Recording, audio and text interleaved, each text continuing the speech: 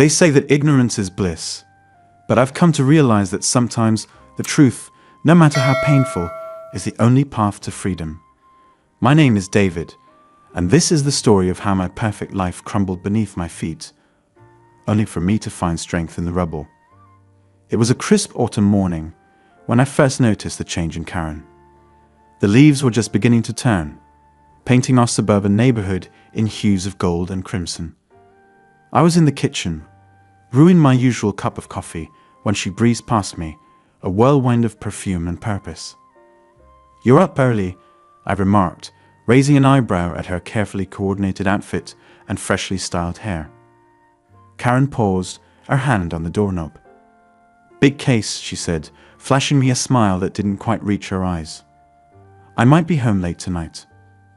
As I watched her slide into her sleek silver BMW and drive away, a nagging feeling settled in the pit of my stomach. It wasn't the first time she'd left early or come home late, but something felt different. There was an energy about her, a spark I hadn't seen in years. I tried to shake off the feeling, chalking it up to paranoia. Karen was a successful lawyer after all. Late nights and early mornings were part of the job. But as the weeks passed, the changes became harder to ignore.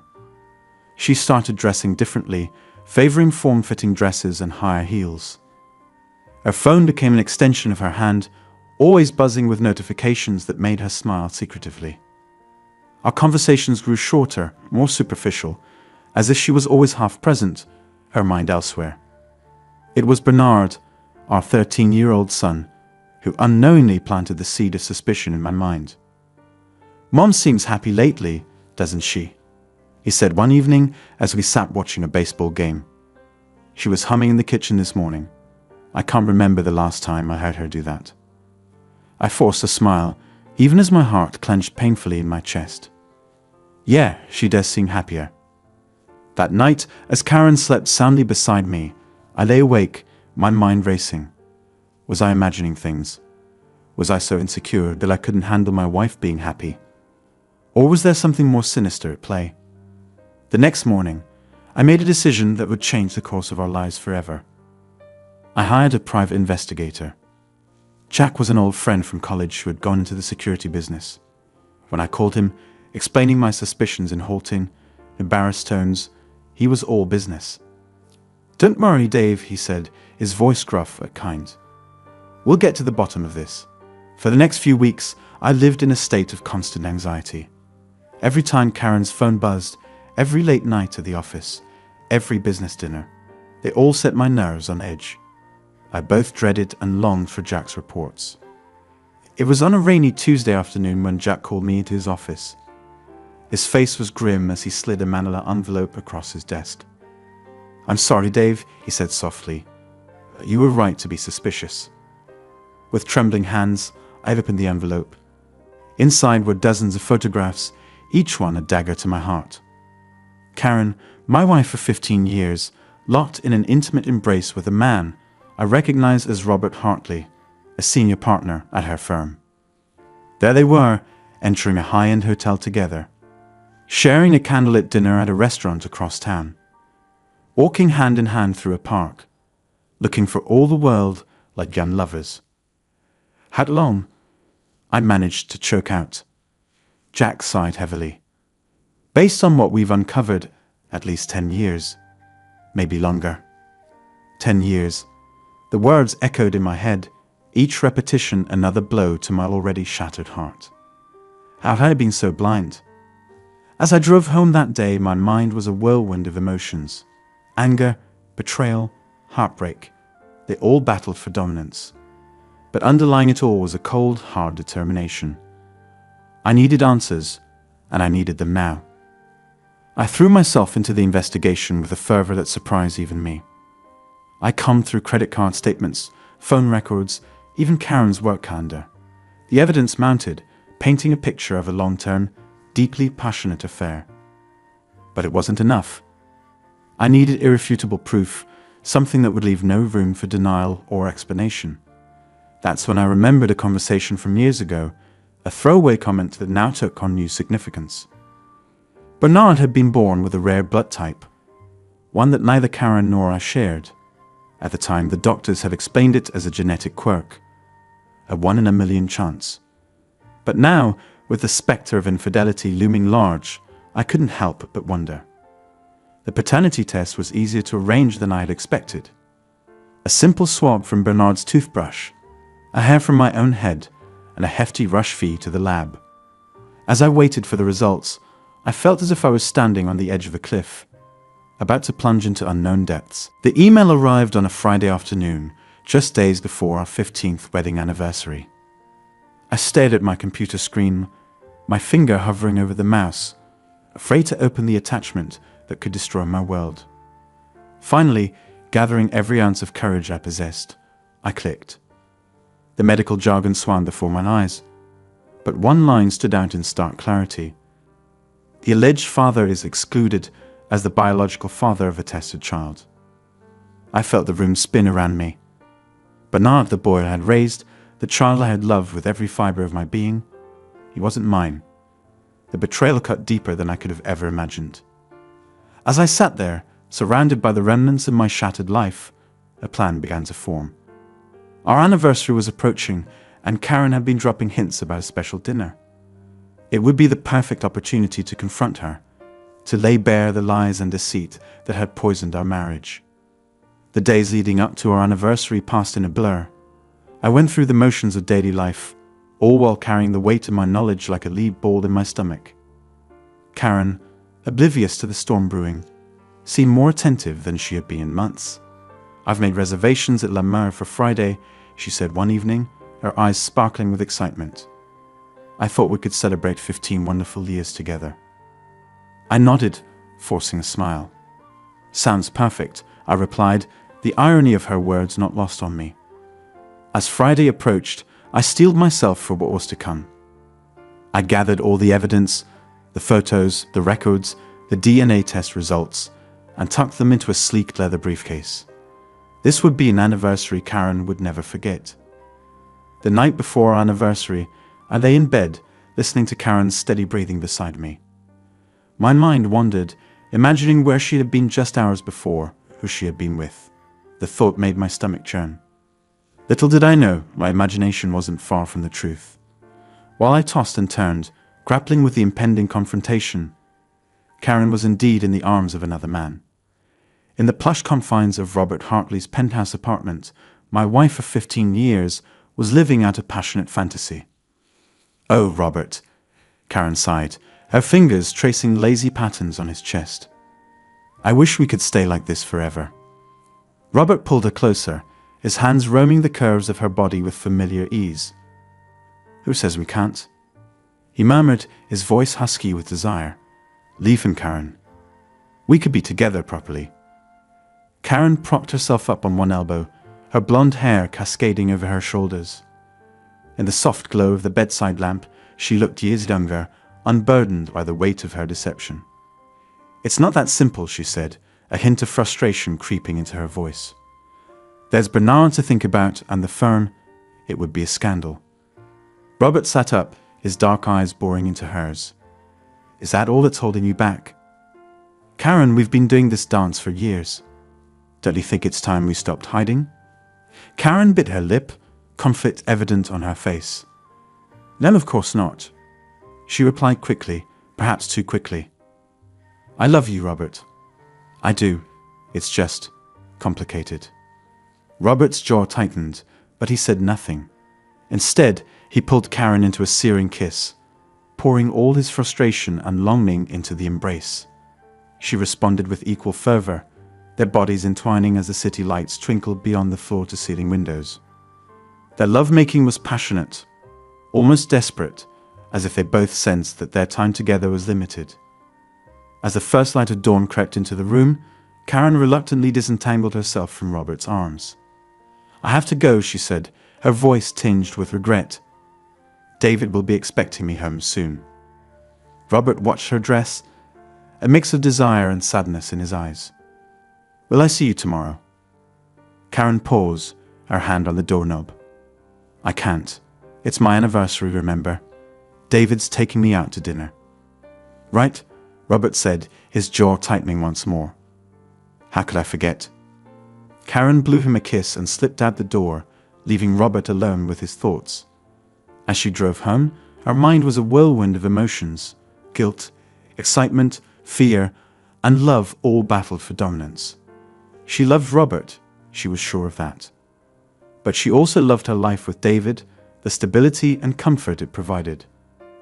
And then there was Bernard. The thought of her son made her stomach clench with anxiety. What Karen didn't know was that her carefully constructed house of cards was about to come crashing down. The truth has a way of coming out, no matter how deeply it's buried. I was in the kitchen when Karen came home, pretending to be engrossed in the morning paper. I heard her keys in the lock, the soft pad of her feet as she tried to sneak upstairs. "Late night?" I called out, my voice carefully neutral. Karen froze, then slowly turned to face me. Her hair was slightly mussed, her makeup a touch too perfect for someone who had supposedly been working all night. "Oh, David, you startled me," she said, forcing a smile. "Yes, the Johnson case is proving to be quite challenging. I didn't want to wake you when I got in." I nodded, not trusting myself to speak. The lies rolled off her tongue so easily, it made me wonder how many times she had done this before. "Well, you should get some rest," I said, forcing a smile of my own. "Big night tonight, remember." A flicker of something, guilt, fear, passed across Karen's face before she smiled back. "Of course. Our anniversary. I'm looking forward to it." As she headed upstairs, I allowed myself a grim smile. She had no idea what was coming. The day passed in a blur. I went through the motions at work, my mind constantly returning to the evening ahead. I had everything prepared, the evidence neatly compiled in a folder, the DNA test results tucked safely in my briefcase. It was going to be a night to remember, but not for the reasons Karen was expecting. I arrived home before Karen, giving me time to get ready. I chose my best suit, the one Karen had always said made me look distinguished. It felt appropriate, like armor for the battle ahead. When Karen came home, she was a vision in a sleek black dress, her blonde hair swept up in an elegant updo. For a moment, my resolve wavered. How could someone so beautiful, someone I had loved for so long, betray me like this? "You look handsome," Karen said, leaning in to kiss my cheek. I turned my head slightly, her lips barely grazing my skin. "You look lovely," I replied, my voice hollow. "Shall we go?" The drive to the restaurant was tense, filled with stilted small talk and long silences. I could sense Karen's unease, but I doubted she had any inkling of what was to come. La Main was one of the most exclusive restaurants in the city, perched on the top floor of a skyscraper with breathtaking views of the skyline. As we stepped out of the elevator, we were greeted by the maitre d', a tall, elegant man with a crisp French accent. "Mr. and Mrs. Walker, welcome," he said, bowing slightly. "We have your table ready. Please follow me." He led us through the dimly lit restaurant, past tables of well-dressed diners engrossed in intimate conversations. Our table was in a secluded corner, offering both privacy and a stunning view of the city below. As we settled into our seats, a waiter appeared, presenting us with leather-bound menus and the wine list. "Would you care for some champagne to start your evening?" he asked. I nodded, not trusting my voice. As he poured the bubbly liquid into delicate flutes, I watched Karen, wondering if she could sense the tension radiating off me. She reached across the table, taking my hand in hers. "David," she said softly, "I just want you to know how much I love you. These 15 years have been the best of my life."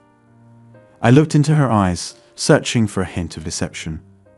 Finding none, I realized with a jolt that perhaps she did love me in her own way, but it wasn't enough. It would never be enough. "I love you too, Karen," I said, the words tasting like ashes in my mouth, "which is why this is so difficult." Her brow furrowed in confusion. "What do you mean?" I took a deep breath, steeling myself for what was to come. "Karen, I know about Robert." The color drained from her face, her hand trembled in mine. "David, I don't know what you're talking about." "Please," I said, my voice hard. "Don't insult my intelligence by lying to me. Not anymore." Tears welled up in her eyes, threatening to spill over. David, please, let me explain. Explain what? I asked, my calm facade cracking. How you've been sleeping with your boss for God knows how long. How you've been lying to me, sneaking around behind my back. It's not like that, Karen pleaded, reaching for my hand again. I pulled away, the touch of her skin suddenly unbearable. Then what is it like, Karen? Because from where I'm sitting, it looks pretty damn clear. She opened her mouth to speak, then closed it again, tears now flowing freely down her cheeks. The waiter approached, ready to take our order, but quickly retreated when he sensed the tension at our table. I reached into my briefcase and pulled out the folder. I have evidence, Karen. Phone records, hotel receipts, photographs. But that's not even the worst of it. Her eyes widened in fear. What do you mean? I pulled out the DNA test results, my hands shaking slightly. I had a paternity test done. Bernard. He's not my son, is he? Karen gasped, her hand flying to her mouth. David, no. You can't. That's not possible. Isn't it? I slid the paper across the table. The results don't lie, Karen. Bernard is Robert's son. She stared at the paper, her whole body trembling. I didn't know. I swear, David, I thought he was yours. How could you not know? I hissed, my anger finally breaking through. How many men were you sleeping with? It wasn't like that, she sobbed, her mascara leaving black trails down her cheeks. It was just Robert, and it happened around the same time. I truly believed Bernard was yours. I laughed bitterly. Well, congratulations. You've managed to destroy not just our marriage, but our son's life too. Please, David, Karen begged, reaching across the table. We can work this out. We can go to counseling. I'll end things with Robert. Please don't throw away 15 years because of one mistake. One mistake? I repeated incredulously. This wasn't one night of weakness, Karen. This was years of deception, years of betrayal. She reached for me again, but I stood up abruptly, my chair scraping loudly against the floor. Several nearby diners turned to look, but I was beyond caring. I've already spoken to my lawyer, I said, my voice cold. Expect divorce papers soon. And don't worry, I'll be adhering to every letter of our prenup. David, wait. Karen called out as I turned to leave. I paused, looking back at her tear-stained face. You know what the saddest part is, Karen? I really did love you. Happy anniversary.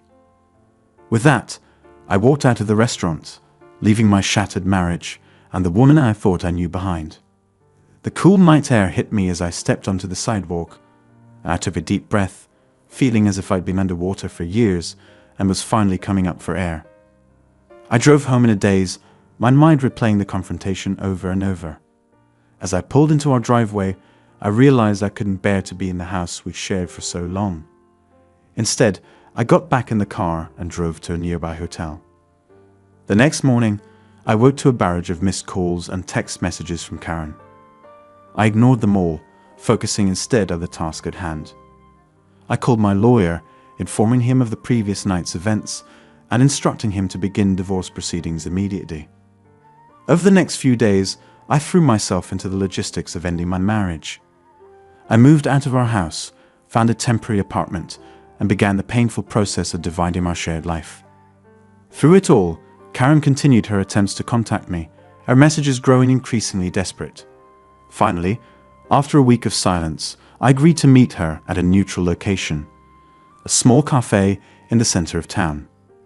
As I walked in, I saw her sitting at a corner table, her eyes red-rimmed and puffy. For a moment, I felt a pang of sympathy, but I quickly squashed it down. David, she said, as I sat down across from her. Thank you for coming. I nodded curtly. What do you want, Karen? She took a deep breath, her hands clasped tightly around a cup of coffee. I want to explain, to apologize, to try and make you understand. Understand what? I asked, my voice hard. How you could lie to me for years? How you could let me raise another man's child? I never meant for any of this to happen, she said, her voice barely above a whisper. It started so innocently. Robert and I were working late one night, and one thing led to another. I held up a hand, cutting her off. I don't need the details, Karen. What I need is for you to understand that this marriage is over. Tears welled up in her eyes again. Can't we at least try counseling? For Bernard's sake, if nothing else. At the mention of Bernard's name, I felt a surge of anger. Bernard, the son you let me believe was mine for 14 years. The child whose entire life has been built on a lie. Karen flinched at my words. He's still your son, David. Biology doesn't change that. I laughed bitterly. Maybe not, but it changes everything else. How am I supposed to look at him now, knowing what I know? We can figure it out together, Karen pleaded. We can tell him together, get through this as a family. I shook my head. There is no we anymore, Karen. You made sure of that the moment you decided to sleep with Robert. It wasn't just about the sex, she said, her voice taking on defensive edge. Robert understood me in a way you never did. He supported my career, pushed me to be better. And I didn't, I asked, incredulous. I supported you through law school, celebrated every promotion, every win.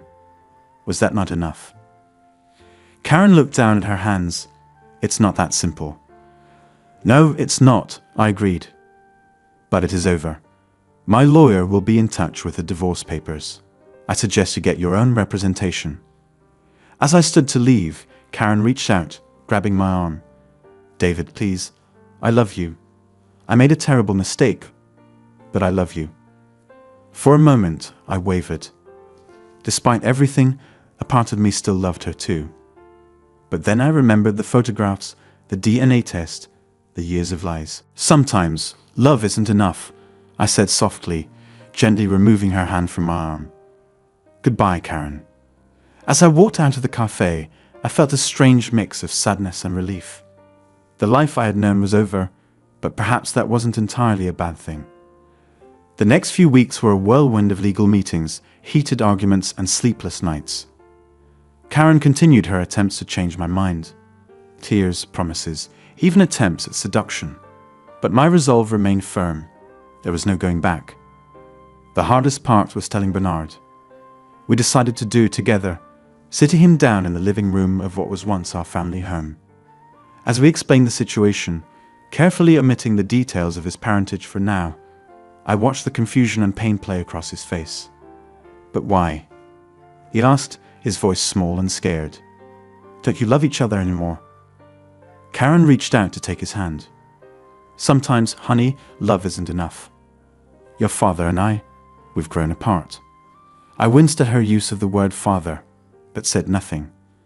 That was a conversation for another day, when Bernard was older and better equipped to handle the truth. Will I have to choose between you? Bernard asked, looking from Karen to me and back again. No, sweetheart, I said, surprised by the fierceness of my love for this boy who, biologically, wasn't mine. We both love you very much. That will never change. As Bernard hugged us both, tears streaming down his face, I felt a resolve solidify within me. No matter what happened, no matter what truths came to light, I would always be there for him. Biology be damned, he was my son. The news of our impending divorce spread quickly, and the fallout was immediate. Karen's affair with Robert became public knowledge, sending shockwaves through their law firm. Robert was fired for his inappropriate relationship with a subordinate, and an investigation was launched into his dealings with clients. I couldn't help but feel a twinge of satisfaction at Robert's downfall, even as I struggled with my own pain. It was during one of these moments of dark contemplation that things took an even more dramatic turn. It was late one night, about a month after the confrontation at the restaurant. I was sitting in my study in the new apartment I'd rented, nursing a glass of whiskey and going over some paperwork. Suddenly, the security system alarm blared to life. I jumped to my feet, my heart racing. On the security monitor, I saw a figure stumbling across the lawn towards the house. Even in the grainy night vision footage, I recognized Robert's distinctive gait. I grabbed my phone, ready to call the police, when Robert made it to the front door and started pounding on it. David, he shouted, his words slurred. "Come out here, you bastard. You've ruined everything." I watched on the monitor as he picked up a potted plant from the porch and hurled it at one of the windows. The glass shattered, triggering another alarm. That's when the security system's defensive measures kicked in. A panel in the porch roof opened, and a small device dropped down. Before Robert could react, it fired several darts in rapid succession. He staggered back, confusion replacing rage on his face, before collapsing onto the lawn. Within minutes, the security team arrived. They efficiently removed Robert's unconscious form from my property and even drove his car away. I watched it all unfold on the monitors, feeling oddly detached from the scene. As the adrenaline wore off, I sank back into my chair, the reality of the situation hitting me. This was what my life had become. A soap opera complete with affairs, secret children, and drunken attacks. I laughed, a hollow sound that echoed in the empty apartment. The next morning, I called my lawyer and told him to expedite the divorce proceedings. I was done with this chapter of my life. It was time to move on. When I presented Karen with the divorce papers a week later, she looked defeated. Gone was the confident, successful lawyer I had known. In her place was a woman who had lost everything: her marriage, her lover, her career, and quite possibly her relationship with her son. "Is this really it?" she asked, her voice barely above a whisper. I nodded, feeling a mix of sadness and relief. "It's for the best, Karen. We can't go back to how things were." She signed the papers without another word, silent tears falling onto the document. As I turned to leave, she spoke again. "I'm sorry, David, for everything. I know it doesn't change anything, but I need you to know that." I paused at the door, not turning back. "I know, Karen. I hope you find happiness, I really do. Goodbye." As I walked out of her apartment for the last time, I felt as if a weight had been lifted from my shoulders. The road ahead would be difficult, especially explaining everything to Bernard, but for the first time in months, I felt hope. My perfect life had been a lie, but now I had the chance to build something real, something honest. The following months were a period of adjustment and healing. Bernard struggled with the divorce, alternating between anger and sadness. I made sure to spend as much time with him as possible, reassuring him of my love and commitment. We had many long talks, some tearful, some filled with laughter as we reminisced about happier times. Karen, true to her word, ended things with Robert completely. She threw herself into rebuilding her career, taking a position at a smaller firm where her affair wouldn't overshadow her abilities. We managed to establish a civil co-parenting relationship, always putting Bernard's needs first. As for me, I focused on rediscovering who I was outside of my marriage. I rekindled old friendships, took up new hobbies, and even started dating again cautiously, and with a newfound appreciation for honesty and trust. 1 year after that fateful anniversary dinner, I found myself sitting in my backyard, watching the sunset. Bernard was inside, working on his homework. The sound of his laughter drifted through the open window as he chatted with a friend on the phone. In that moment, I felt a sense of peace wash over me. As the last rays of sunlight painted the sky in brilliant hues of orange and pink, I raised my glass in a silent toast. To new beginnings, to hard-won wisdom, and to the unbreakable bond between a father and son, biology be damned.